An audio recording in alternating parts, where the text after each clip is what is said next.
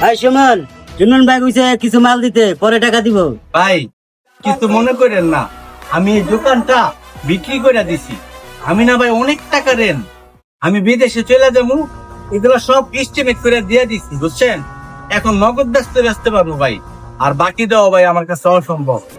আর ভাই জুম্মন ভাইয়ের কাছে আমি কিছু টাকা পাবো, বললেন টাকাটা দিলে আমার অনেক উপকার হইল। তুমি কামটা ঠিক করো নাই, তুমি তো জানো জুনন ভাই কেমন। আমি যাইতেছি, তুমি কামটা খারাপ করছো, জায়গা বাইরে কয়ে গা।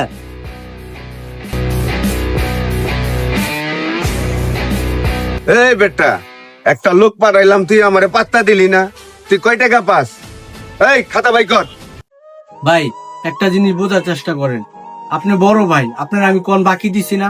এখন ভাই আমি একটা সমস্যায় পড়ে গেছি। এই দোকানটা ভাই আমি বিক্রি করে দেওয়ার পরে এস্টিমেট করছি, আমি কোনো মাল বাকি বিক্রি করতে পারবো না।